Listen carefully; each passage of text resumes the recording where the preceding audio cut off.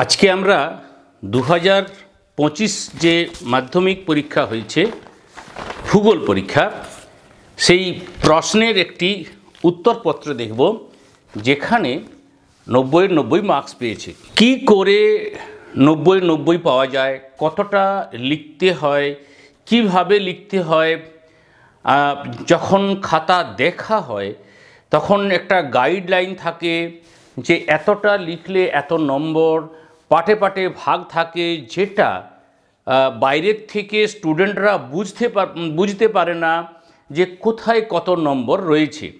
তো সেটা বুঝে নেওয়া প্লাস আমরা অনেকগুলো খাতা অনেক বছর ধরে তোমাদের স্বার্থে যাতে তোমরা বেশি মার্কস পাও তার জন্য খাতাগুলো আমরা দিচ্ছি, অর্থাৎ একটা উত্তরপত্র।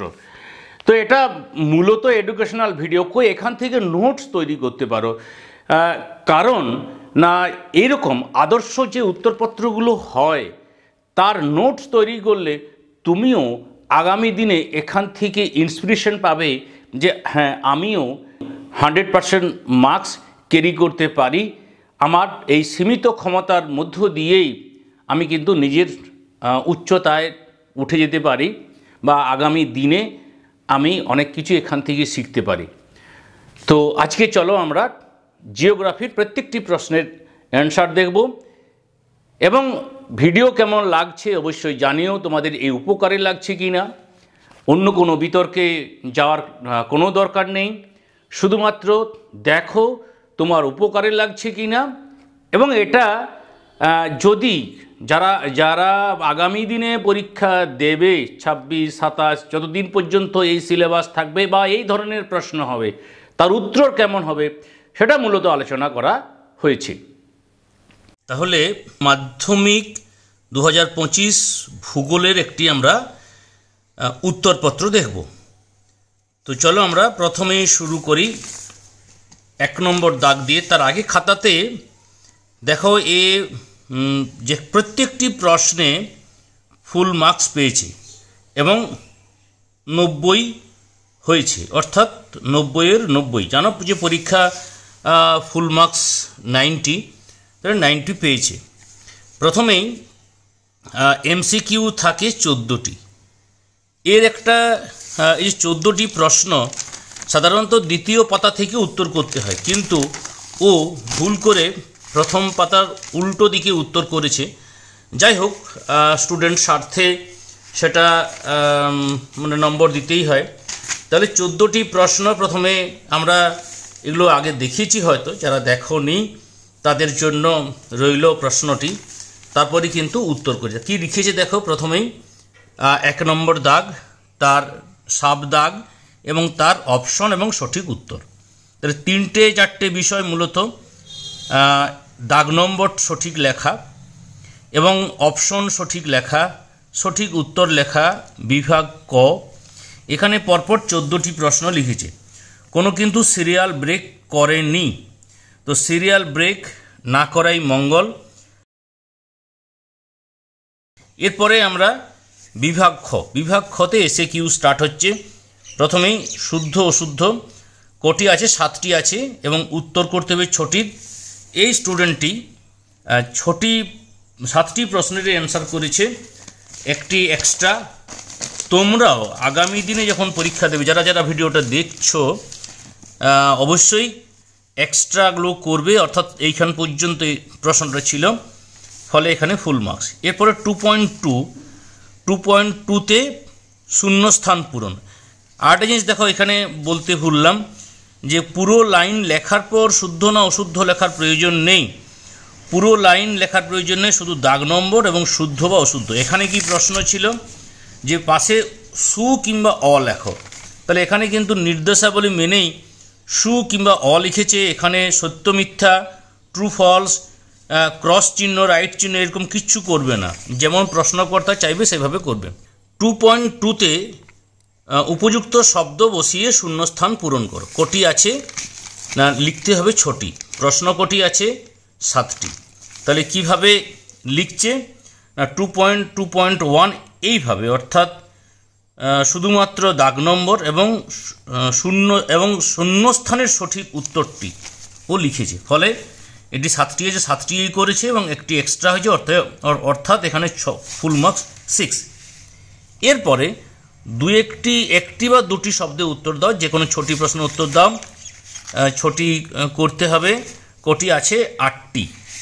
আচ্ছা, এখানে কিন্তু দেখো দাগ নম্বর দিয়ে ওই উত্তর লিখেছে এবং এখানে দুটো এক্সট্রা হয়েছে, 2.3.7, 2.3.8। যদি মাঝখানের কোনো একটি বা দুটি ভুল হয় সেগুলো কিন্তু এক্সট্রা হবে, অর্থাৎ লেস মার্কটা এক্সট্রা হয়, বা যদি সব একই মার্কস হয় যে কোনো দুটো এক্সট্রা লিখে দিতে হয় 2.3-তে 6। এরপর 2.4 স্তম্ভ মেলানো যাকে আমরা বলি।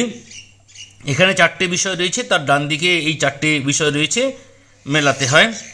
এখানে দেখো লেখার পদ্ধতি, এখানে প্রথমে বাম দিকের অংশগুলো লিখেছে, তারপর ডান দিকে সিরিয়াল নম্বর উল্লেখ করে সঠিক উত্তরটি লিখেছে।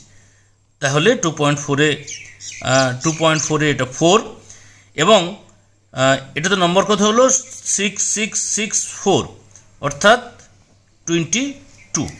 এরপর আমরা যাব 2 নম্বর প্রশ্নে, অর্থাৎ যেখানে বিকল্প প্রশ্নগুলি লক্ষণীয়। এখানে প্রত্যেকটির অথবা প্রশ্ন রয়েছে 2, 6, 12, অর্থাৎ এখানে 6টি প্রশ্নের অ্যান্সার করে প্রত্যেকটির মান 2 এবং এখানে নাম্বার ব্রেক আছে। এই যে নাম্বার ব্রেক যেগুলো আছে সেগুলো পাশাপাশি লিখে দিয়েছি, দেখলে যাতে বুঝতে পারবে।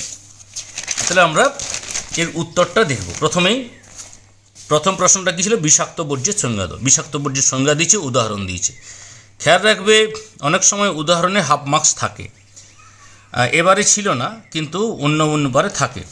এর অথবা বর্জ্যের পৃথকীকরণ বলতে কি বোঝো? ও দুটো প্রশ্নের অ্যান্সার করেছে, দুটোই ফুল মার্কস পেয়েছে, এই অথবাটা এক্সট্রা হয়েছে। এরপর 3.2-তে দুটো প্রশ্ন ছিল, একটি প্রশ্নের অ্যান্সার করেছে কচ্ছের রণ কি, অর্থাৎ অবস্থান লিখতে হয়েছে এবং তার বিবরণ লিখতে হয়েছে। তাহলে কচ্ছের রণের অবস্থান লিখেছে, তারপরে তার বিবরণ লিখেছে। তারপর সোনালী চতুর্ভুজের পূর্ব এবং পশ্চিম প্রান্তে দুটি মহানগর, তাহলে পূর্ব প্রান্তে কলকাতা, পশ্চিম প্রান্তে মুম্বাই, এটা 2 মার্কস। এরপরে আমরা চলে আসি উপগ্রহের সেন্সর কি, সংজ্ঞা লিখতে হবে। উপগ্রহের সেন্সর লিখেছে, এতটা লিখলেই 2 মার্কস এবছরের জন্য, কিন্তু যেহেতু উদাহরণ চাও অন্যান্য বছর, সেহেতু উদাহরণটা দেওয়াটা যুক্তিযুক্ত।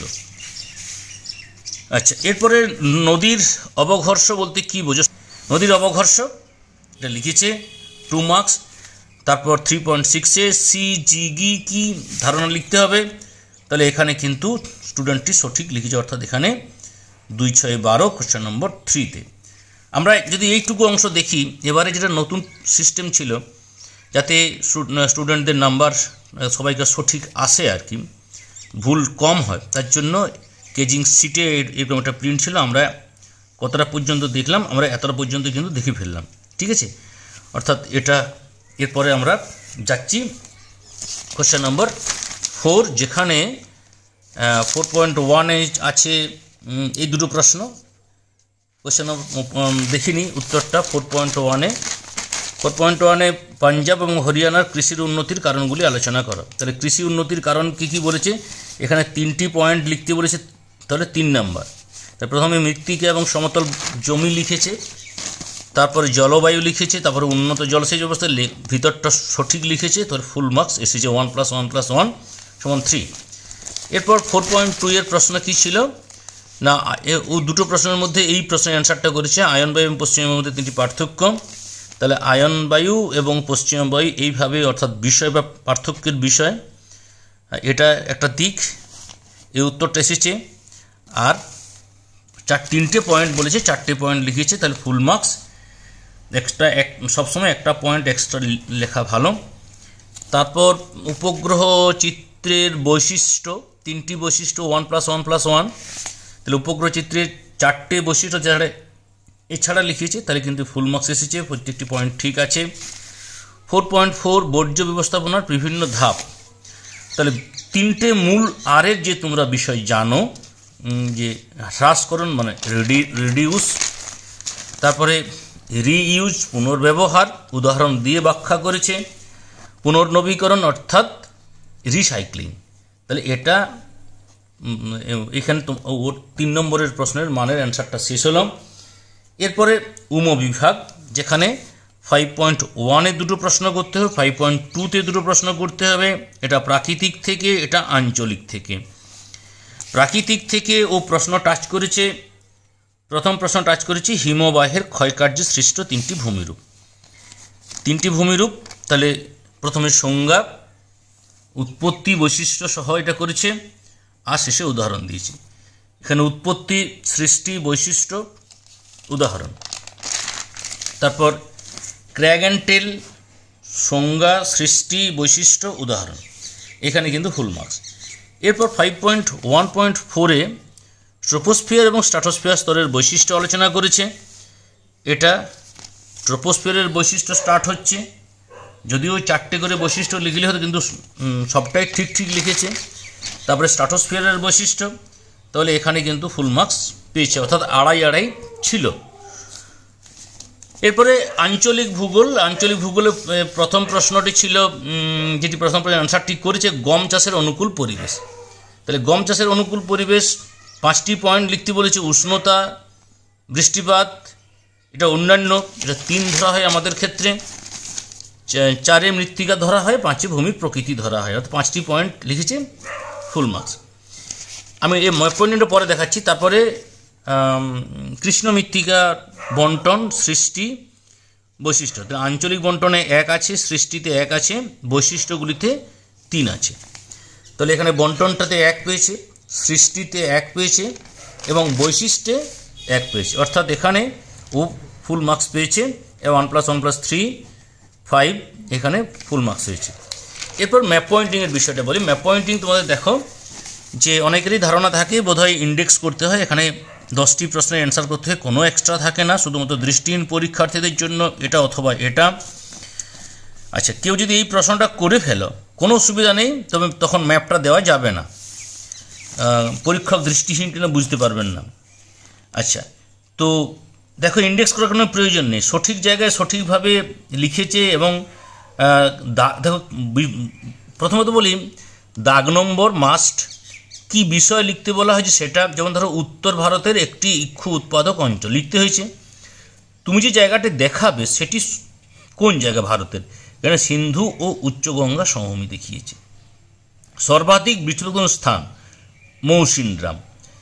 এই যে পূর্ব ভারতের একটি ভারী ইঞ্জিনিয়ারিং শিল্পকেন্দ্র চিত্তরঞ্জন, এটা চিত্তরঞ্জন। তো প্রশ্ন লিখতে হচ্ছে, দাগ নম্বর দিতে হচ্ছে, বিষয়টা উল্লেখ করতে হচ্ছে, ফুল মার্কস।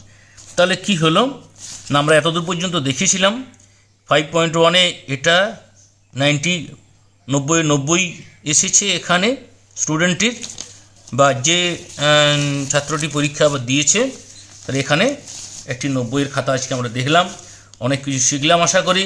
তাহলে এতক্ষণে আমরা একটা আদর্শ উত্তরপত্র দেখলাম, এবং এইরকমভাবেই তুমি তোমার উত্তরপত্র তৈরি করো, অর্থাৎ পরীক্ষা দেবে।